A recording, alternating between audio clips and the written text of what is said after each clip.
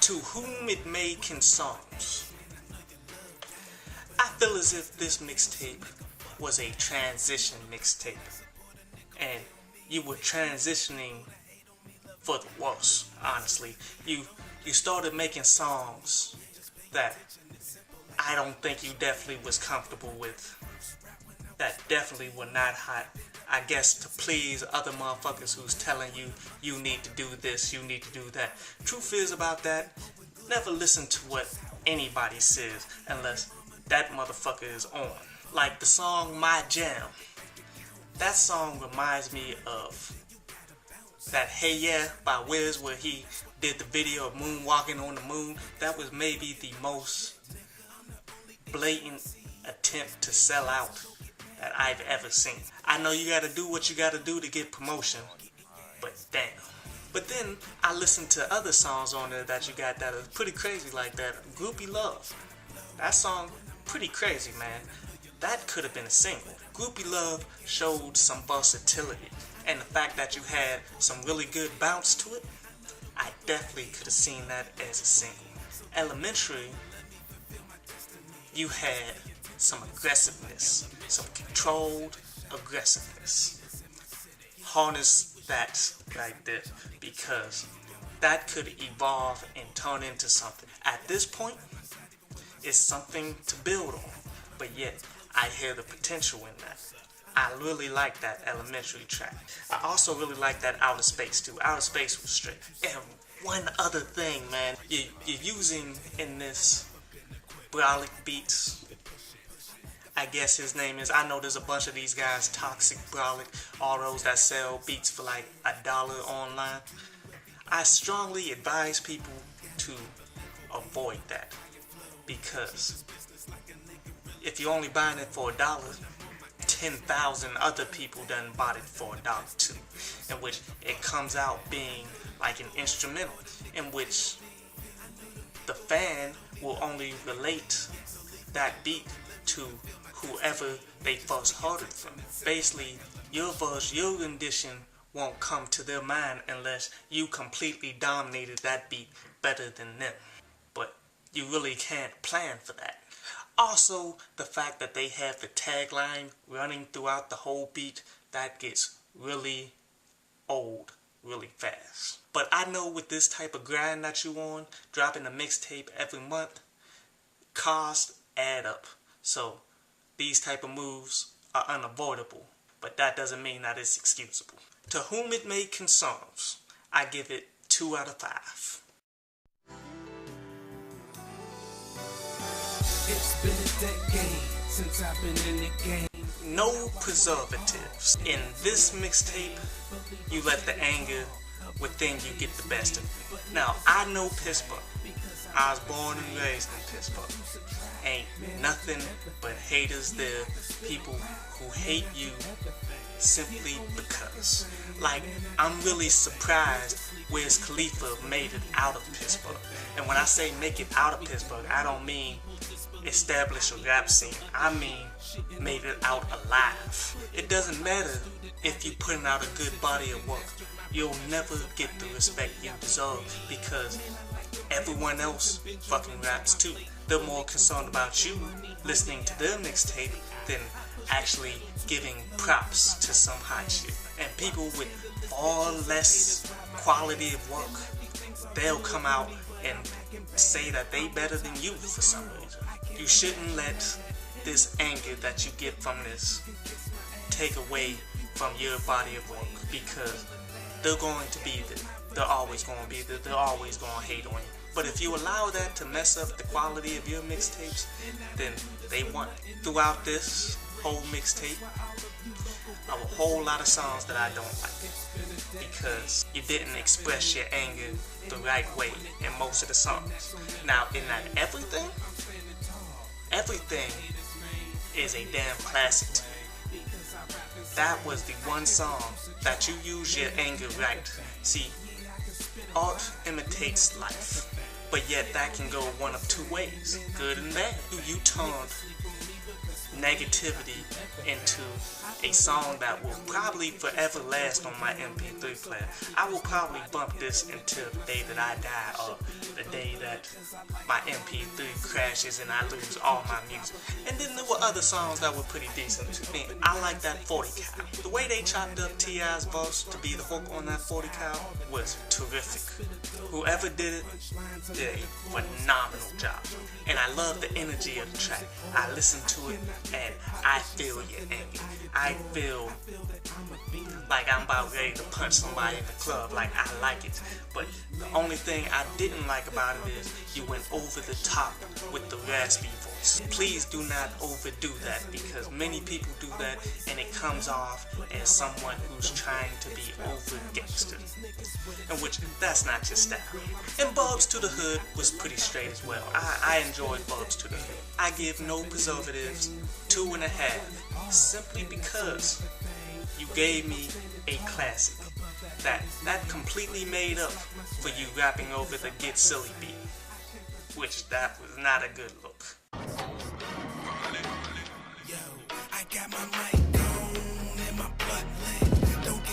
Narcoleptic. In this mixtape, you are fading out of the whole stage of letting other people fuck with you, and you're focusing way more on the craft in this one, which is great. Now, but I will tell you, in a lot of your lyrics, there's the same thing of saying that you're the best, which is cool, because the more you say it, the more you will become it. Lil Wayne said he's the greatest rapper alive 100 million times, and people started believing him after a while. It's just, if you want to be the best lyrically, you are going to be compared to dudes like Cassidy, Fabulous, guys who make great punchlines consecutively, over and over and over and over, in which you still got some ways to go before you can be put into those categories. I feel you make awesome songs, and that's something that lyricists can't do, but there's plenty room for improvement for you there. But I do like lines like you said, niggas go all Kinkos on you to copy your style. That was pretty sweet. If you want to actually be the best, you can't say that you're the best. You gotta let your punchlines speak for themselves, and people will start calling it what it is. There's nothing wrong with that ego though. Ego is what keeps you going. In the song Dear Neighbor, you guys touch on a very good topic, talking of the racism of Pittsburgh. A lot of people don't know it. Up north, it's way more racist than the south.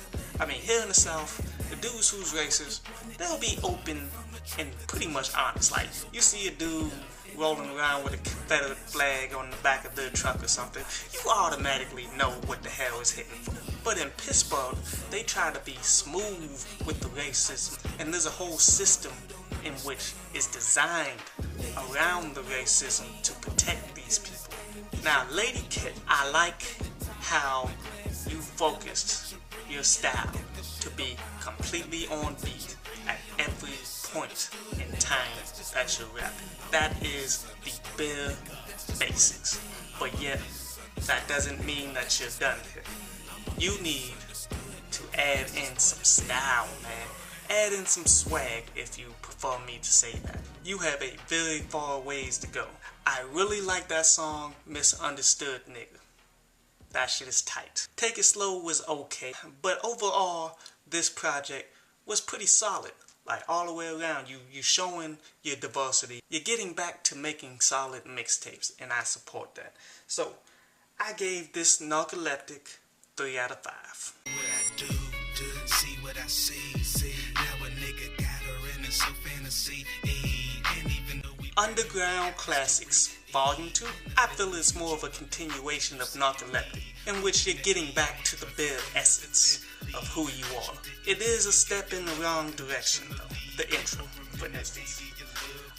You have to be aware of these dudes who be producing these jams, who be using samples and do half-ass jobs on the samples. I should not be able to tell where you sampled it.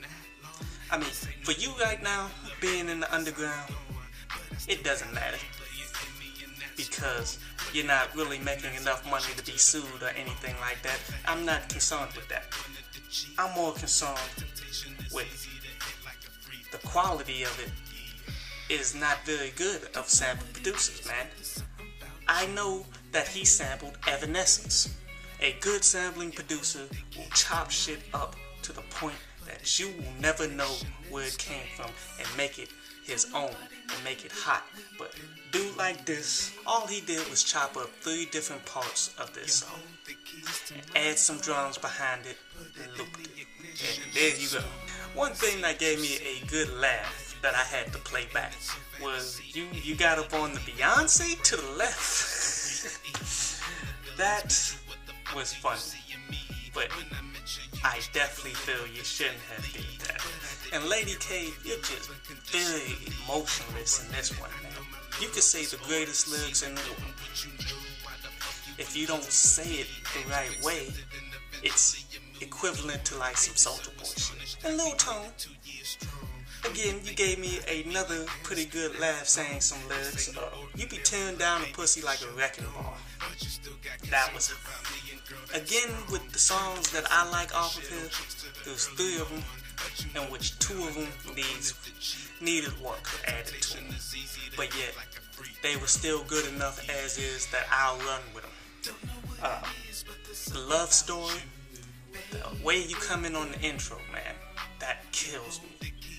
Like, usually a messed up intro means next to a lot of A&Rs, to a lot of everyone. And the hook on that song was a little difficult too. Love drama. I love the fight, but yet it's another snippet. Like, fuck. But the session, that's my shit. You gave me 3 songs out of 16, which isn't very good.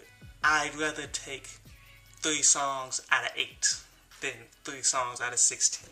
So I give Undaground Classiks Volume 2, 2 out of 5.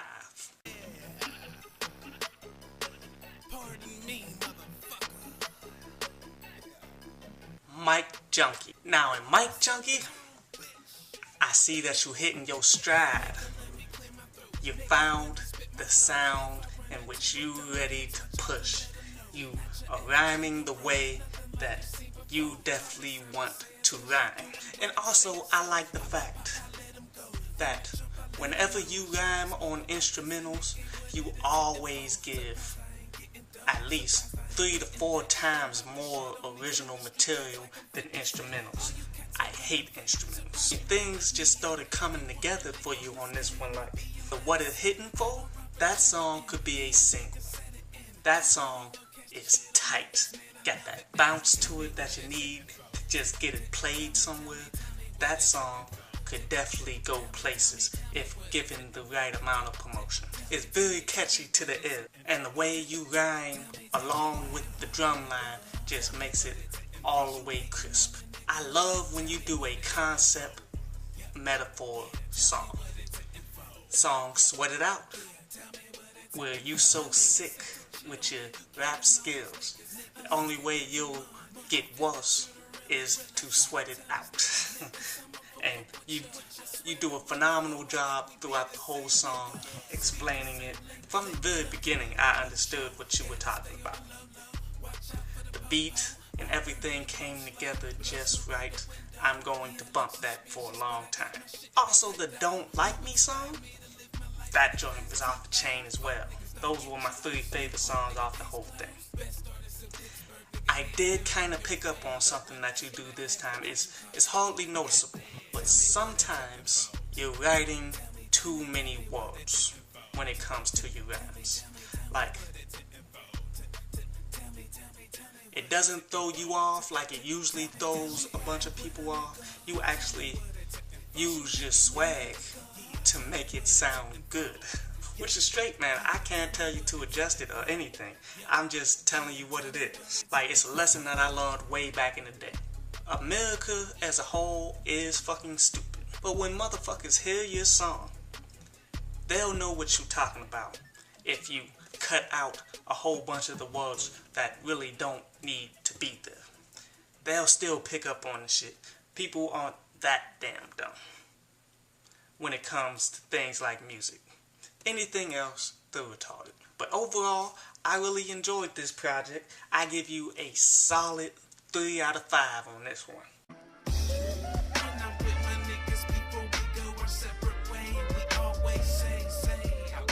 The Soloist, Prequel to a Portrait. When I heard this mixtape, I'm like, yes! This is what I've been waiting for this entire time. Because what you did was you cut out the nonsense. You stuck to absolutely everything that you do best. You gave me a solid 6 out of 8 songs, which is miraculous. I hardly ever enjoy the majority of a mixtape, and you did this for me. This was great. Like I said before, man, I will always take 6 out of 8, then 6 out of 18. I'll always take that and be happy for it, because you pieced together damn near a classic mixtape here. Only thing that I'm saying that you're missing is an absolute classic track. If that song, Everything, that was on No Preservatives, was on this one right here, this would be it. This would be a hood classic forever. Songs like Tomorrow, So What, Love My Mama, Remember, and Fuck Love, they made it onto my MP3 player. I hardly ever put that many of one project on my MP3 player. One thing that is very annoying, and you know, I'm completely against getting instrumentals to begin with. But if you are going to get an instrumental to rap upon, please make sure that you get the full instrumental, man. Because many of these guys that sell instrumentals, or if you download an instrumental or something, they'll give you maybe 8 bars of it. No, that gets really annoying really quick. If you're somebody who actually know that instrumental and you know that there should be changes within it, it's not just a loop, that shit gets super boring super fast. Make sure that you definitely get the best that you possibly can when you're dealing with instrumentals, because dudes like me don't like them to begin with. You need to keep it all the way 100. But really, this is the best mixtape by far. So I give this one a 4 out of 5.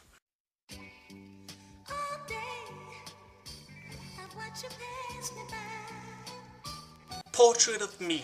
Now this is another really good mixtape here, back to back. I love that. See, but the only thing is, you included a lot more tracks into it that really didn't need to be there, which is all good. I mean, I support putting out a whole CD. That's cool. That Close to You, that is another classic right there. That is going to bump for a while. I love it. And then I also noticed that you quit doing the club tracks, man, for these last 2 mixtapes. And I hope you taking notice that you didn't need them. You never needed them, really. I mean, if you make a hot jam that's up-tempo, the club will play it. Hands down. You don't necessarily have to be over the top making something specifically for the club. You don't need to sell out to get into the club is the moral of this story. I love the concept to that thug mentality, because I realize, especially here in Charlotte, a lot of women chase after these so-called thuggin' ass niggas, and me, when I go out and do something, man, either I'm suited up or I'm poloed down.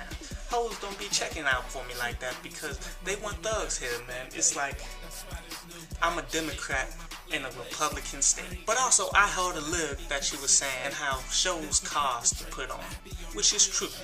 It is costly to put on your own show. But I did work at a strip club for a very brief time. I can't stand strip clubs, but I will be there to make money. So these guys in North Carolina at the time. The names is the Renegades, I believe it was. These guys had a banging record on the radio at the time, so I heard, or so the DJ said. They had the managers come into the strip club before things got popping, like during the day when niggas was just opening and shit.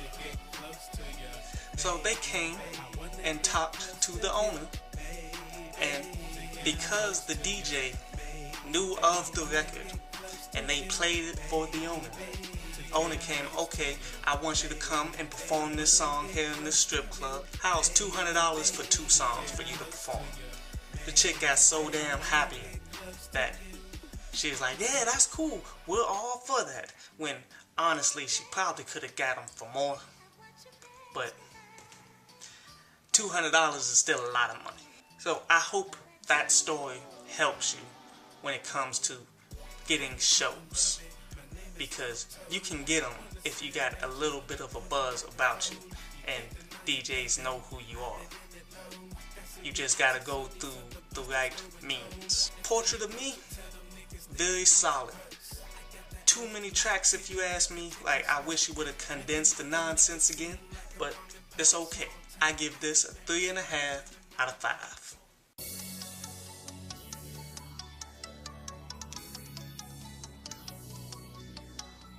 Coochie Chronicles.